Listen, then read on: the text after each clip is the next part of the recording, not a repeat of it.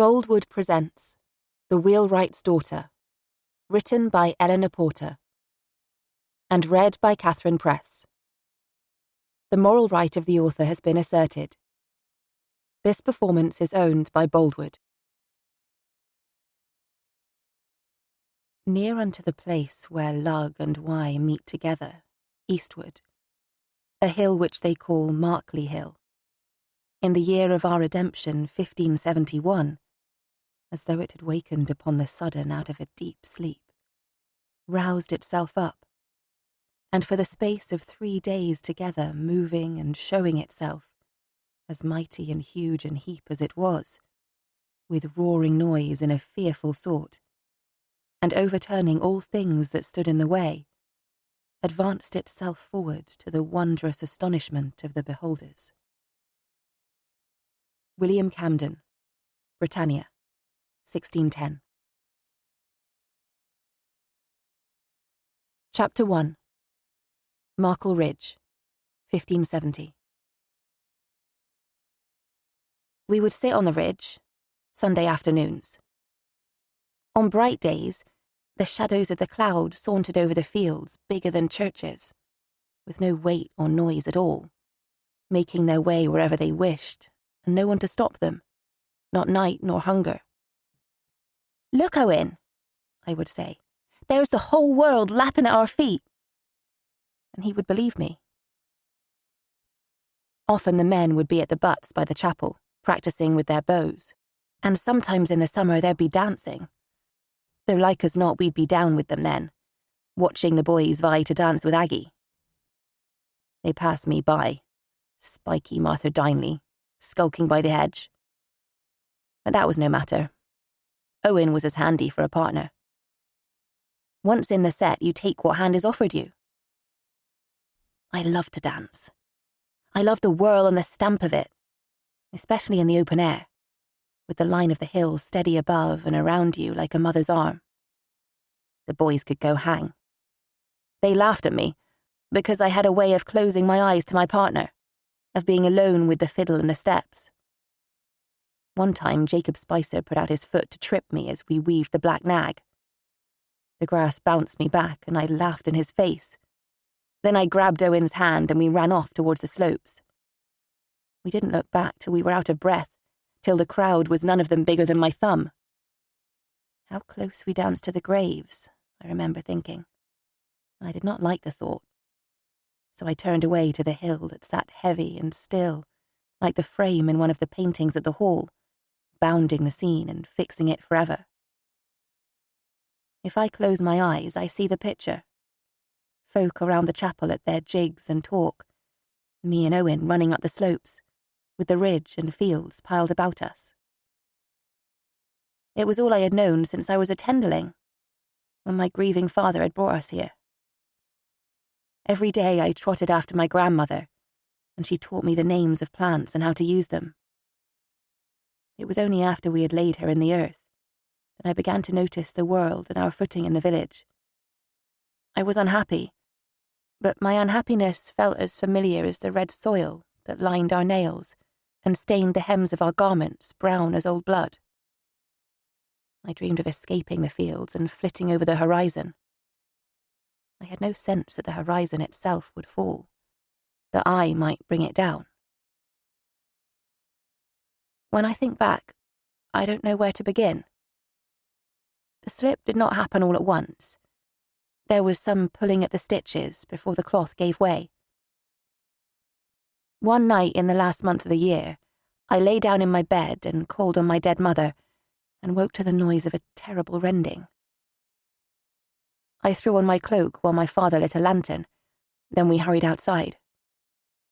The noise had gone as if it had never been, but through our feet we felt the earth softly shudder.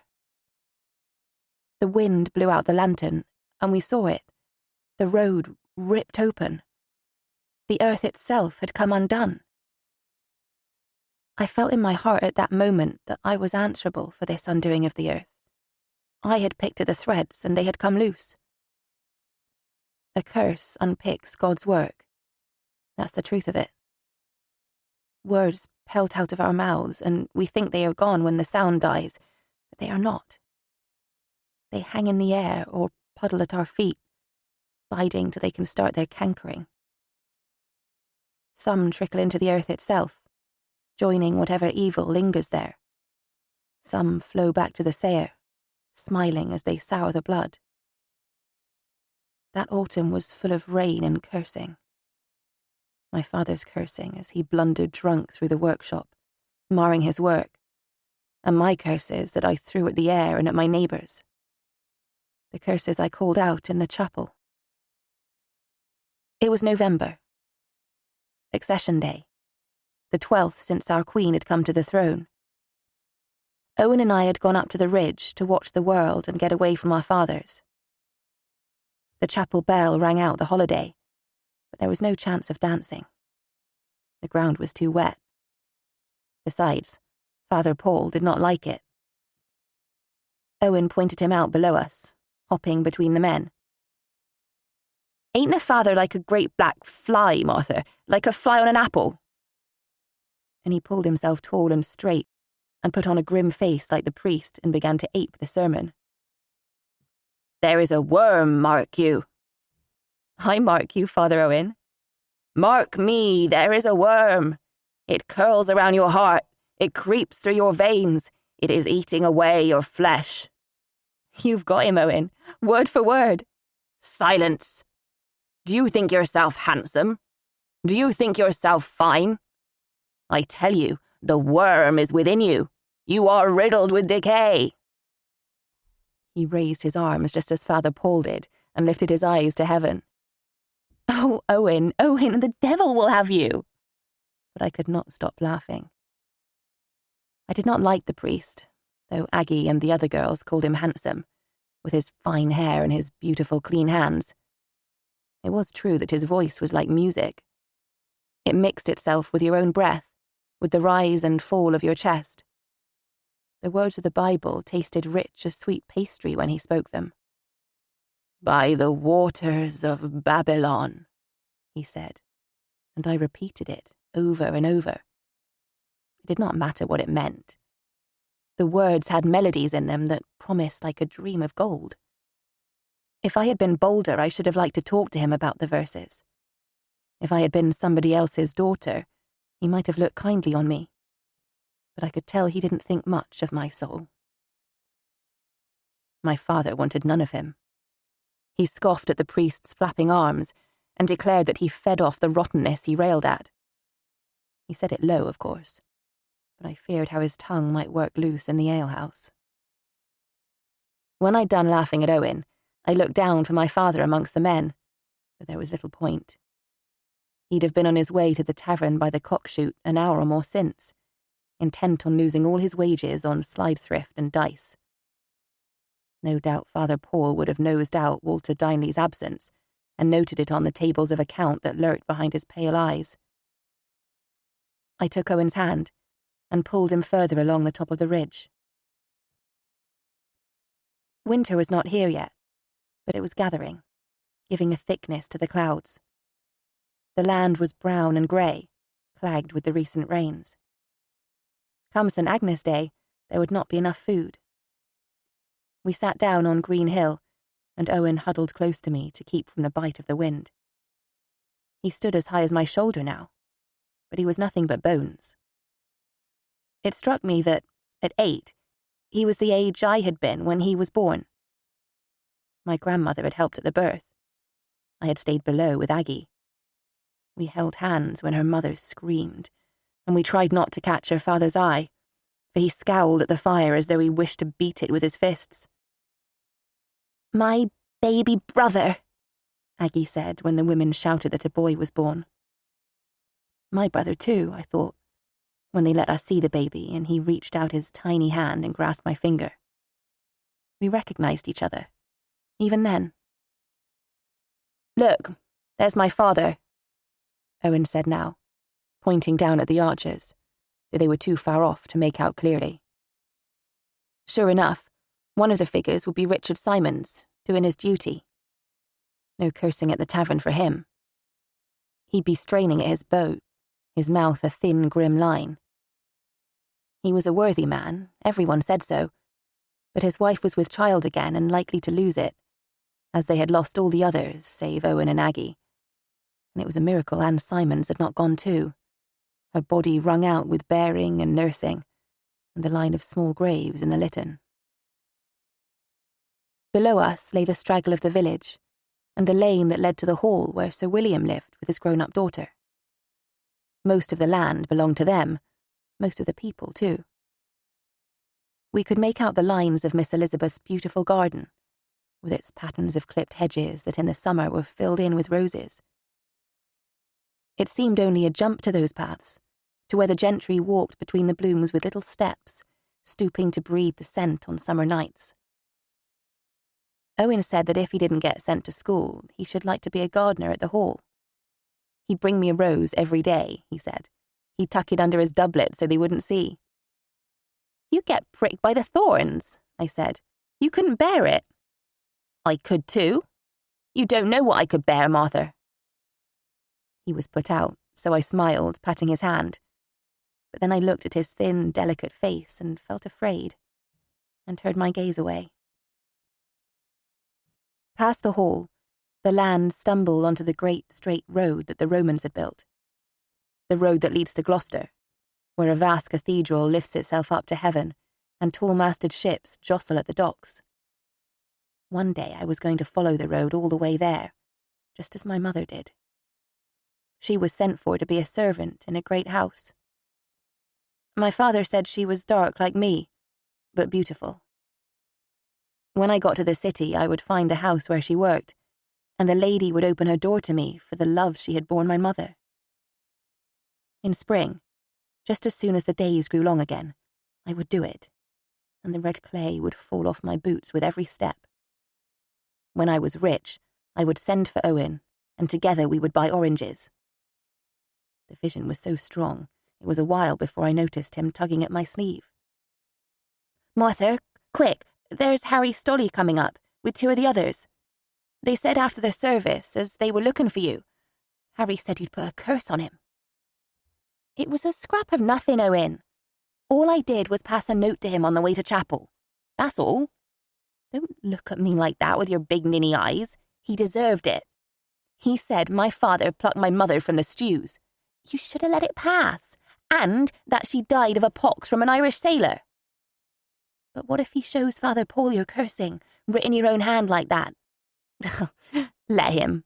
It was nothing. Sanctified words, I took them from the Bible. The leprosy, therefore, of Naaman shall cleave unto thee, and unto thy seed forever. Leprosy can't look worse than Harry's pocky face. If they beat me for a line of scripture, they strike the word of God. Owen got to his feet. I'll stand with you, Martha. 3 against 2. That's not so bad. I'll not desert you. Owen, I thought, they could floor you with a finger. You're as spindly as the barley beneath that shock of barley hair. They could snap you.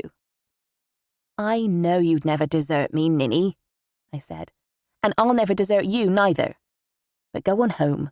I'll be quicker running without you, and your father will forbid you from school if you mar your clothes. He would have argued, but he knew I talked sense, and so he left me. The boys were hidden for a moment, passing Little Hill. I might avoid them yet. I paused a moment while Owen scampered off down the side of the hill, and then I picked up my skirts. The sun had come out for the first time in days, and shone hard and yellow to outdo the clouds that ran along with me, buffeted by the same wind that smacked at my cheeks. The path flung itself down, knobs and stones, knolls and slitherdowns. My breath caught in my chest, but I could not stop. I could outdo anything and anyone by running. Yet how far away the village seemed, pegged in its mire. Along by Little Puckmore they spied me. Lucky for me, they didn't come up quiet. I heard their whooping and took to my heels again, skittered and slid through the slurry from Nuttall Farm down to the noggin. Each time I glanced back, they were there, 3 of them, holding out the bit of paper as though the marks on it would burn them. The marks I'd made. Their sheep had more chance of reading it than they. I would have outrun them if the thrill of it hadn't made me bold. I clambered a bank where the hedge snicks, and it felt so good to be looking down that I turned full to face them. That stopped them dead for a minute, all in a thrumble below me, like yapping pups. I looked at the mud on their breeches and their panting cheeks, and I laughed.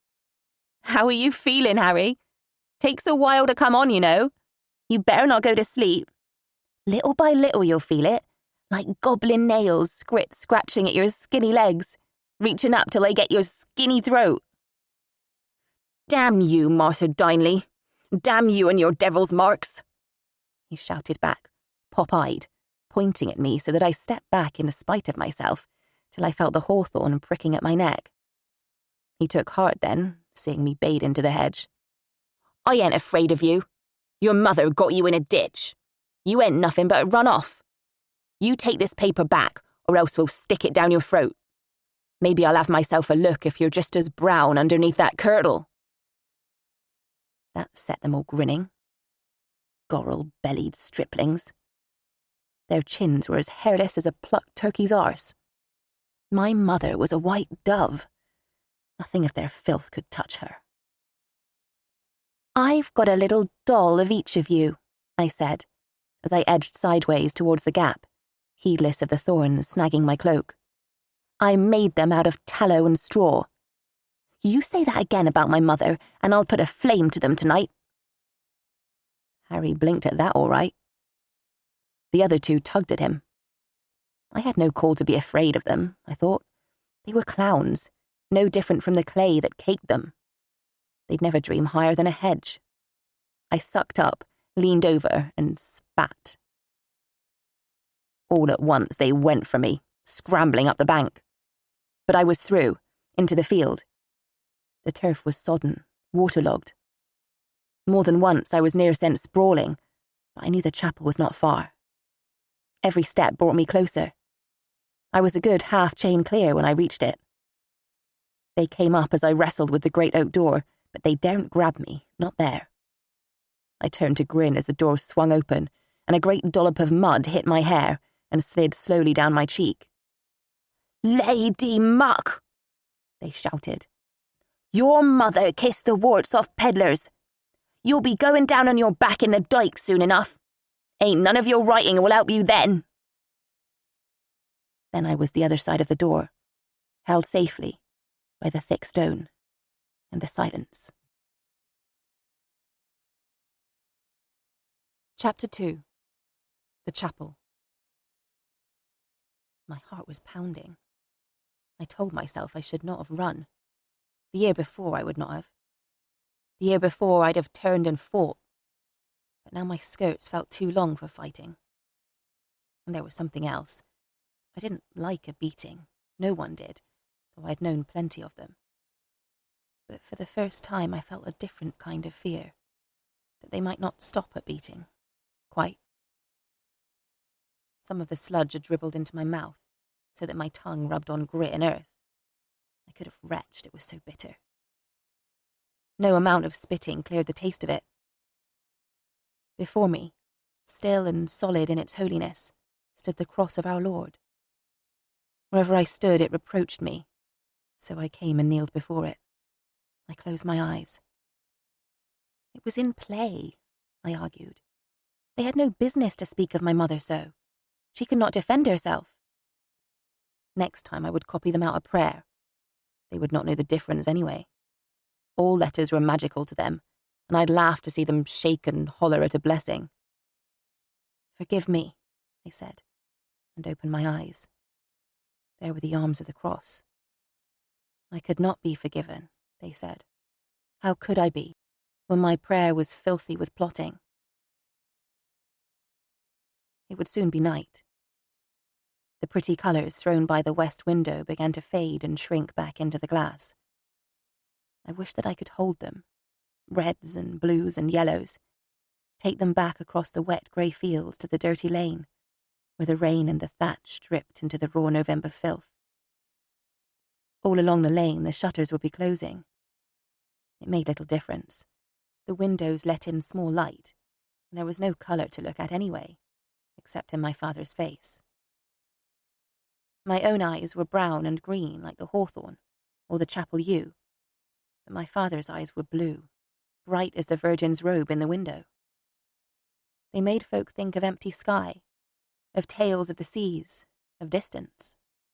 They made them restless. I think that's why they liked it when he clouded them in drink. My father said women were not let on the ships, that a woman on board was held to be unlucky. I should never have been a girl. If I'd been a boy, I could become a mariner and learn the stars and sail till the ocean and the heavens were one bright blue bowl, and maybe I could have brought the vision back to him. It was time to be going home, but I wanted to be sure the boys had gone, so I lingered. The chapel walls were plain. I stroked the plaster for its nags and hollows. To the eye it was smooth, but not to the hand. Not so long ago it was painted. Sometimes I'd hear people talking of the old religion, back when the carved angels still had faces and the walls were alive with bright, bright pictures. If Father Paul got wind of talk like that, he'd hiss and shout about papists and plots. To his lights, crossing yourself was halfway to murdering the Queen. But people were careful how they were overheard. I didn't remember Queen Mary, let alone King Henry's time. To me it all sounded like another country, full of saints and incense and Latin enchantments, the air so thick with spirits you could breathe them in. The whiteness of the walls soothed me. Here and there, where the coat was thin, I could make out the shapes of the old paintings underneath the whitewash. Perhaps it was the slant of the light, for I had not seen them before so well. I traced the outline of a creature, running. It was a hare, I thought, long ears pressed back in fear and speed. Just behind it were the hounds, open-jawed, tongues lolling.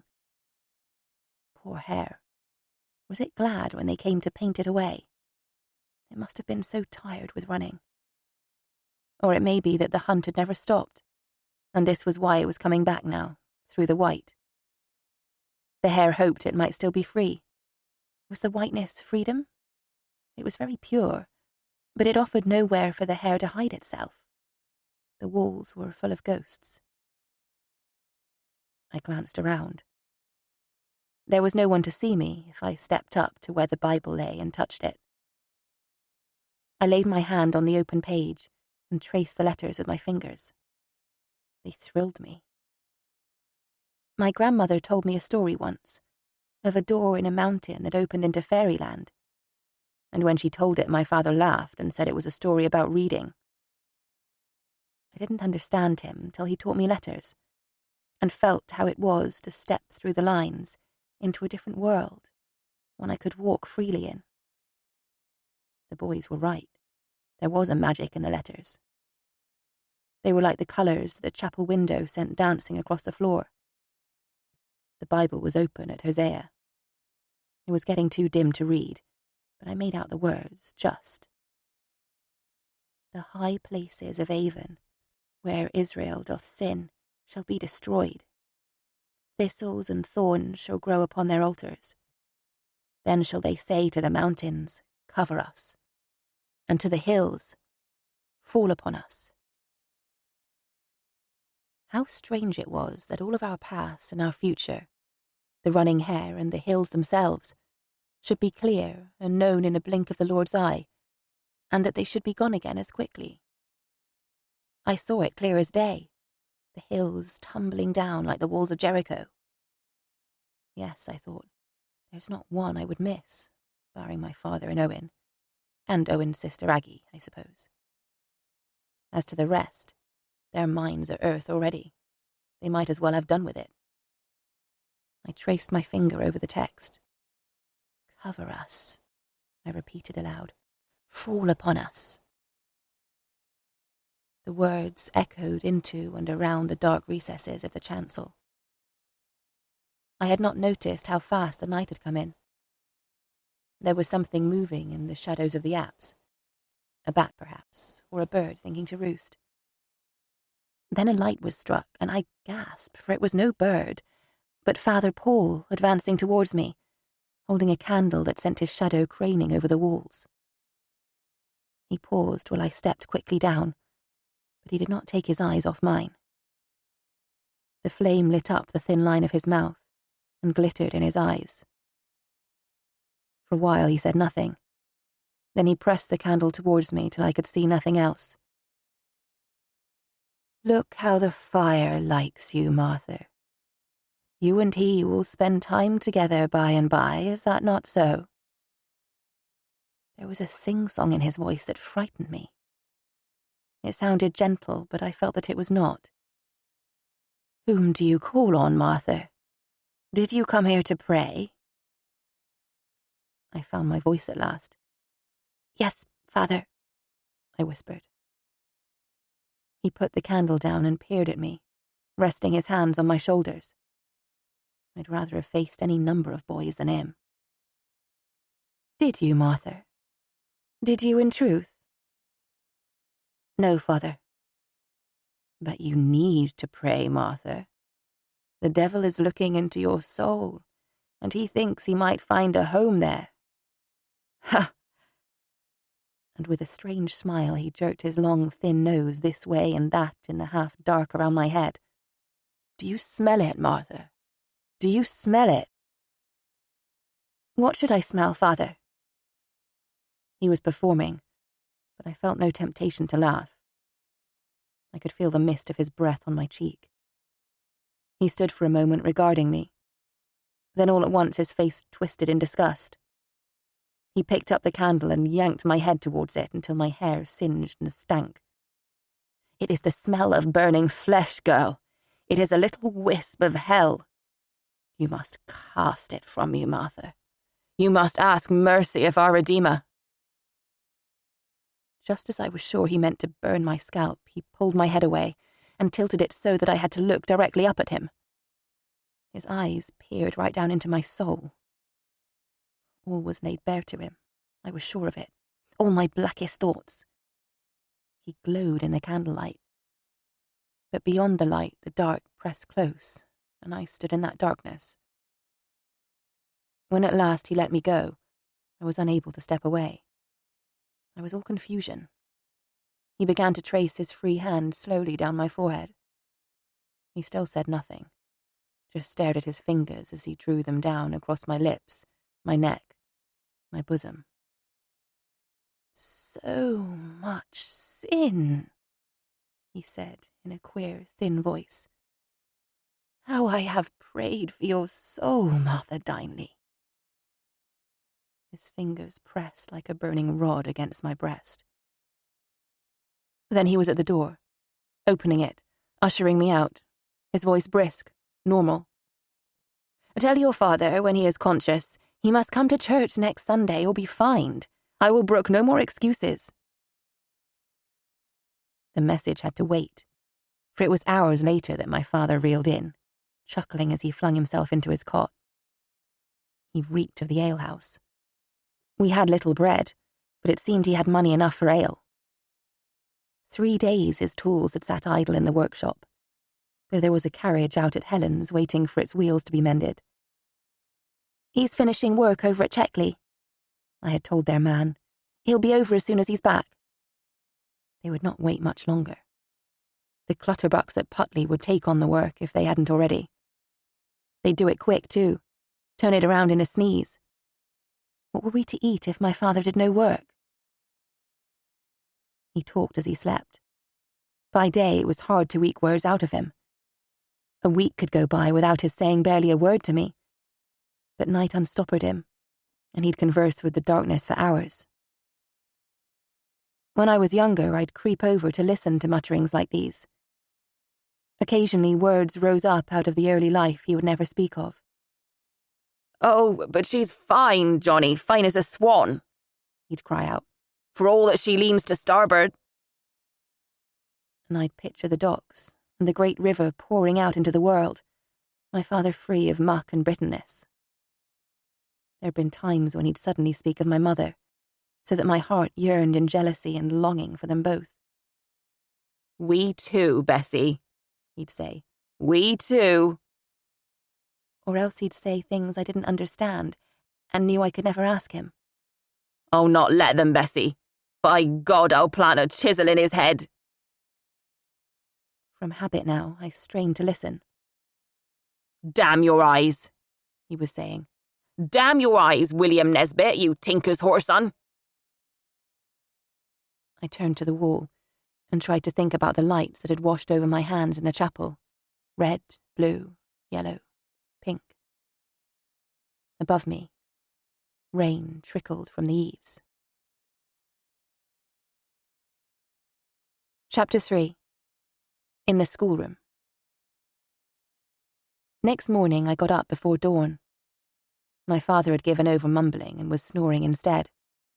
He'd be out a good while yet unless I roused him. I picked up the blanket that had fallen off his back and made gruel for us both, but when it came to it I did not wake him. The truth was I didn't feel like facing either his glowering or his remorse. So I let him be and sat and sipped my breakfast by the light of the candle stub, while my eyes wandered through the shadows and the light on the familiar walls, and I wondered why I was so full of choler. My belly was knotted up with fury. It wasn't only my cup-shotten father snoring in his bed, though that had a part in it. I woke and it was there in the darkness, waiting for me. Every day of your life, it said, will be clutter. I performed my chores, spoke politely to neighbours, went about my work, and all the while hot thoughts and words knocked about my head. Lately I'd appeased them with small acts of recklessness, like dropping a curse in Harry Stolly's lap. There was a demon in me, and no amount of praying would seem to shift it. I reasoned with myself, counted my luck. If I was not pretty, I was learned. I had my grandmother's understanding of simples, and my father's knowledge of letters. We had the favour of the hall and a good cottage.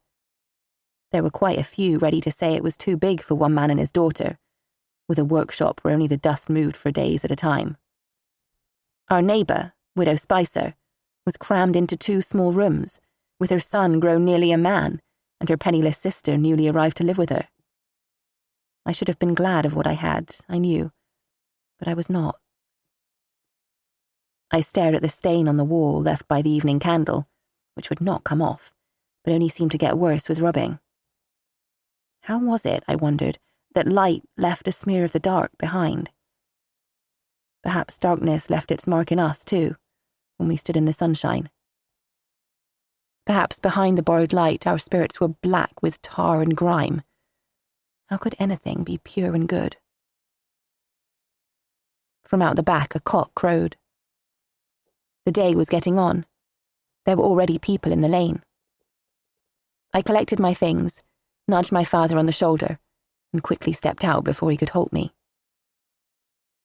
For 2 hours every morning, bar the Sabbath, I taught the village boys to read. Miss Elizabeth had had benches laid out in the room above the stables at the hall. The Bible was Christ's bread, she declared one harvest, and no boy in her parish should have his soul starved of salvation. At first she couldn't find a teacher. Father Paul tutored the yeoman sons, and not a soul else that knew their letters wanted to give up the time. Feeding souls did not pay well.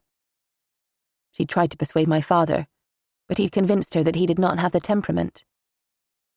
Why not Martha? He had said. She can read as well as a grammar school boy. Miss Elizabeth had turned in surprise and beckoned me over from the corner where I skulked. Can you? She'd asked. Should you like to be a schoolmistress? I'd burned redder than her velvet gown. For days after, I could scarcely see the ground I walked on. Aggie, I'd said. We were gleaning, and the yellow sun burned our stooping necks. What do you think the boys should call me as their teacher? She'd grinned and poked me in the ribs. They will call you a saucy cocket wench, and worse than that. Stop your strutting, Martha. Folks won't think it decent. She was right, of course. The village did not like it. They said as much to my father, which pleased him no end. Miss Elizabeth cared nothing for their grumbles. Why not a girl? She said. Aren't we ruled by a learned queen? She insisted on the boys coming to her school, said she'd fine the parents if they denied them. People shifted their feet a little, but they could not argue. As soon as harvest was done, they sent them, for as many days as they could be spared, until something more pressing arose. The Queen herself couldn't have stopped their fathers calling them to work when the fields began to quicken in the spring. It had been 2 years now, and if it didn't set me preening as it had done, I still cherished the dignity. It felt to me a feather from the peacock's breast, all shimmering blue, had been woven into my kirtle. "You'll not have dirt under your nails for long, Martha wench," my father would say. "You'll not stay here long." And I agreed, for Miss Elizabeth Mortimer had drawn me out of the corner and smiled while I read to her. She had inclined her head and said to my father, "Walter, what a gem you have been hiding. Let us see if we might not let her shine a bit more brightly." How I wished just then that my grandmother had been alive to hear her say that. Or then again, perhaps not. Grandam had always looked sideways at gentry, even the Mortimers themselves. "We go on foot and they ride," she'd say. "And no matter how good they are, they won't have us riding along with them. They'll leave us in the dirt sooner than slip out of the saddle." She had taught me how to read plants, but she had barely been further than Hereford. It was my father's reading that could open up the world. Somewhere or other the sun had risen, for it was light enough when I turned into the lane to walk the half-mile to the hall. The cold was a coagulate grey, heavy as jelly. There would be snow very soon, that was pretty clear. I prayed it would not come too fast and prevent my father's going to Markle, and that he would get the animals housed. The puddles in the cart ruts were heavy and grey as iron pots, and many as deep too, so I stepped with care. The thought of the winter frightened me. What if the snow gripped us for months and there was no work? We'd precious little stored up, and nothing much to trade. Even wood was scarce. Perhaps my father would wake up sober and walk to Helen's to fix the wheels. Tomorrow he would be back with silver in his pocket. It was likely enough, though there was a tavern on the Ledbury Road he'd have to walk past. I shrugged the thought off and tried to look about me. The track climbed slowly towards the park, and the trees either side were thick with birdsong. Birds sing louder when the snow is coming. I think the notes echo against the quietness that's about to fall. A blackbird eyed me from the field's edge. One had flown through our window yesterday morning, this very same bird most probably, and I had fallen to my knees to pray, to ward off the evil that was coming, even though my father laughed and said I was a goose to mind such things. The bird looked at me now with its black bead eyes and cocked its head to the side.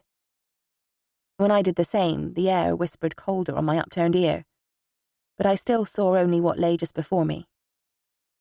The blackbird could hear the slow winding of the worm beneath the grass. It saw two different worlds all the time, the world of the left eye and the world of the right.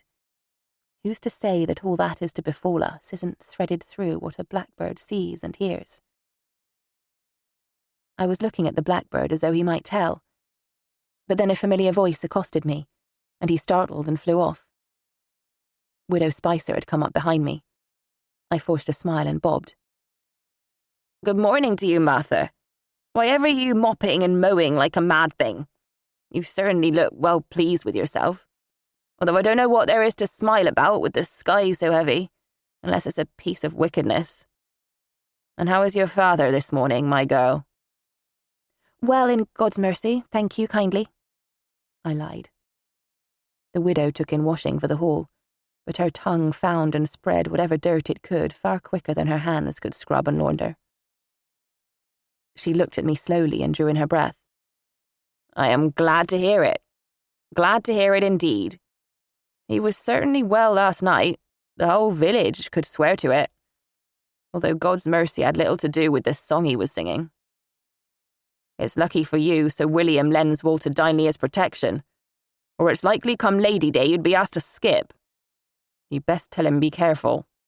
There's quiet, decent folks enough, natives of this village too, who'd make good use of that house of yourn." Meaning your son, of course, I thought, though I did not say it. a pretty cottage for that oaf, Jacob, when he came to marry, just next door so her meddling fingers wouldn't have far to stretch. Give me a life elsewhere, I thought, and I'll leave tomorrow. At least my father was not like her, all scrawn and cunning, not an ounce of softness on her. I am sorry, neighbour, I said. It must grieve you to see us so well provided for when you have both your son and your sister in so small a place. There's not many could count on a sister's generosity as Goody Reynolds has done. I am sure she must prize your kindness very much. I heard Miss Elizabeth herself say so. Did she? What did she say? The widow eagerly leaned forward, touching my arm like a friendly aunt. That it was a Christian deed to take your sister in. She was talking to Father Paul in the stables. I lied. May I help you with your bundle? Yes, well, the widow smiled, passing me the sack of sheets. You're a mite too sharp sometimes, Martha, and you're a funny dark little thing. But as I said to my sister the other day, Jane, I said, she's a soul worth saving, in spite of everything. I was pleased with myself then, for handling her so well. It was only later that I wondered what she meant. No doubt it was my father's wildness, but I couldn't help thinking there was something else, some new shift in her manner, and that of others too. We were not liked, my father saw to that, but lately I had felt there was more.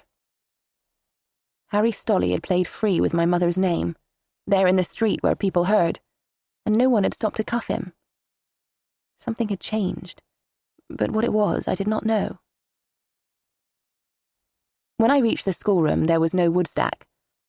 I sent a couple of boys to filch some scraps, but they came back empty-handed, with a stablehand cursing at their backs. The timber was being watched, they said.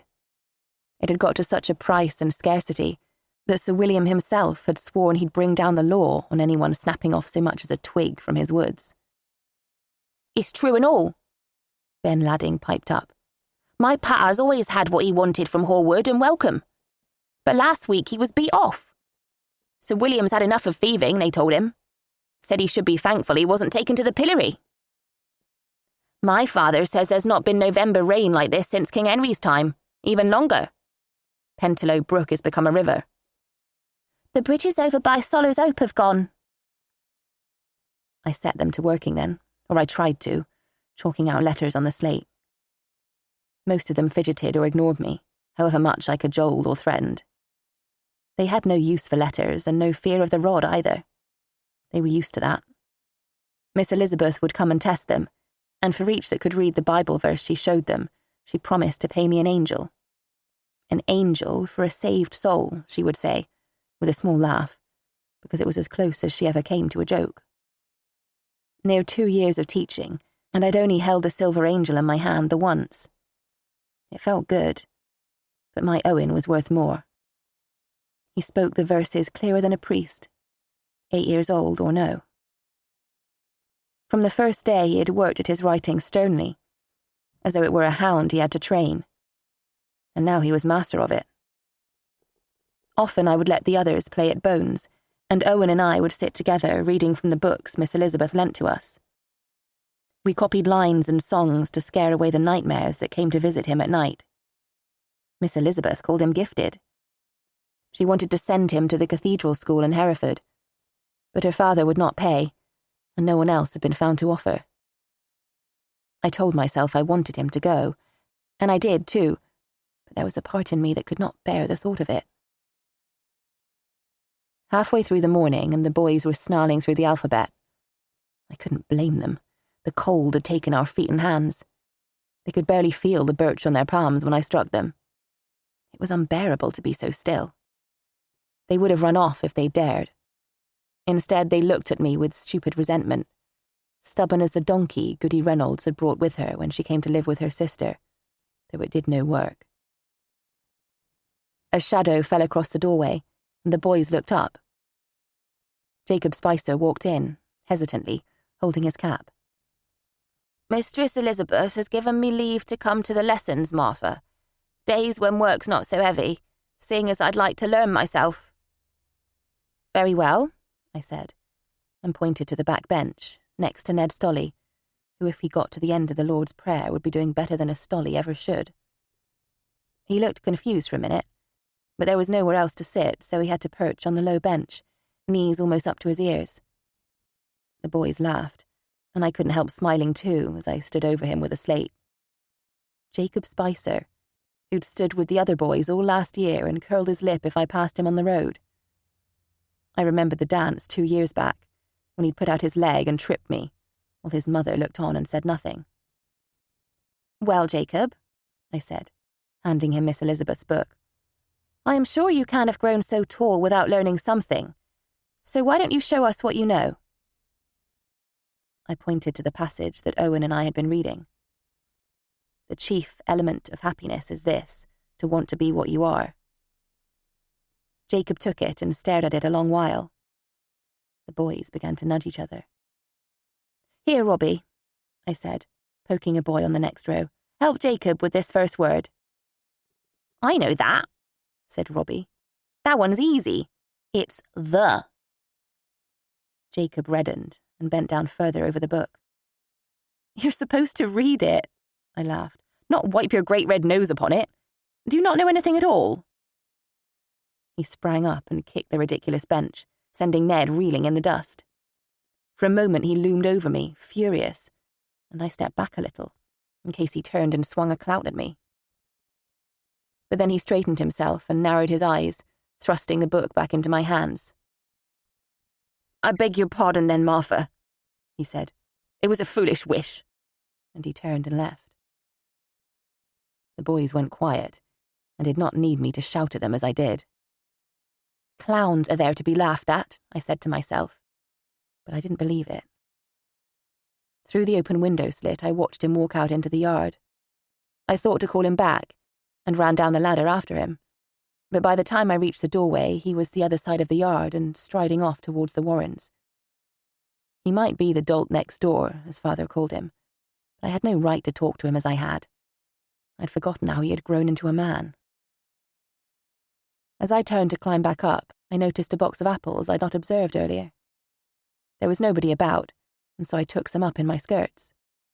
They were wizened, red little things, sweet to taste. "Here," I said, handing them out to the boys. One by one, they solemnly returned them. "I beg your pardon, Martha," Ned Stolly said, "but we're not taking apples off of you." "Don't be daft," I said. "There's no one to see, and I'm hardly likely to tell, since I took them myself." The boys glanced at one another awkwardly. "It's not that," Ben Ladding said at last. "Who caused them apples to be there? I didn't see no apples this morning." The others nodded. Ned Stolly muttered something to the boy in front. "What's that?" I said. "What's that you said?" I had to rap him on the neck before he'd answer. "My mother said we was to be careful around you, that's all," he muttered. "Apples is the devil's own fruit. Everyone knows that. And yesterday you slipped a curse onto my cousin." "Your cousin is an idiot, and so are you," I said, and took a bite of my apple. "You wrote out a curse on him," Ned went on. "Your Harry can hardly put on his boots for fear of treading on a fairy," I said. "Tell me, if I were at the devil's work, would I have run into God's own house? The paper I gave him had nothing but holy words upon it. Your cousin took fright at line of scripture." "You told him you made a doll of tallow and straw," Ben Ladding put in. "That weren't out of the Bible." Then Owen got up from his bench and came to me and took an apple and stood in front of the class and ate it. "Martha's no witch," he said. "I'd lay my life on it." "The life of a Simon's child ain't worth that much, though, is it?" Ned muttered loud enough for all to hear. "If I was a witch," I said, "I wouldn't be stuck here, schooling the straw-brained sons of men who'd piss on their own mothers' heads for a penny. I'd be dressed in silks with brilliants in my hair and pies and cakes for dinner. While all of you are lying grunting in your beds, I'd be careening through the night, turning cartwheels over the stars themselves." I think I said all that. I would have said it, too, if I hadn't just then looked out to the yard and seen an old tinker woman crossing. She'd come round before with her bundles of knives and pans. Last time I saw her, she'd been spreading them out on a cloth for a group of gossips, smiling and nodding as they'd picked up one blade after another. Oh, she could see they had good eyes. They could pick out the best and no mistake. And when they'd put one down, her hand had darted out to seize it, and she'd stroke the shiny blade, while she carried on nodding and smiling, nodding and smiling. Where she came from or where she went, I did not know, or what she thought of the housewives she fawned on. No doubt she slept in ditches and barns, and went without food as often as not. It was late in the year now for her to be tramping, that's for certain. She was not in luck. A servant bustled out of the house and shouted at her to be gone. When she lingered, he pushed her by the shoulders and stood there watching her go. She took each step slowly, as if her feet were bleeding. To my surprise, the servant didn't turn back to the house, but began purposely striding towards us. A moment later, he was calling from the foot of the ladder. "Martha Dineley," he shouted. "You're to wait on Miss Elizabeth directly after the lesson. Directly. And remember to scrub the filth from your boots." "There now," Ned Solly said. "She's heard about your cursing and your goings-on. Happen you're for it. Happen—" But I cut off his jibing with a sharp crack of the birch. Chapter 4. At the Hall. There had once been a moat all around the hall, so my father told me, but now it only stretched around 3 sides, and a little more. Handsome steps at the back of the house led down into Miss Elizabeth's garden, but I took the path that snaked from the stable yard to the servants' door. The man who'd brought the message opened the door to me. He stood for a moment on the threshold, regarding me without a word, before finally he let me in. "You'd better have scraped your boots." I followed him across the entrance hall and down a corridor to the scullery. He pointed to a stool. "Wait here," he said, smoothing himself down, "and don't touch anything." I peered across into the kitchen. It was clear that great preparations were afoot. Only a yard the other side of the kitchen door was a long table, with tray after tray of tarts upon it. I could not see the cook or his boy, although I could hear voices from the dairy. The tarts gleamed. The smell alone made me tickle-headed. Butter and almonds. The tops were decorated with little leaves and stems of pastry. I had never seen anything so fine. Tonight, at the feast, the ladies and gentlemen would hold them between their delicate fingers and take a nibble. They'd pat their stomachers and refuse a second. "Oh, you must excuse me, I couldn't possibly." There were at least 50 on the trays. I glanced around. Nobody was about. I stuffed one in my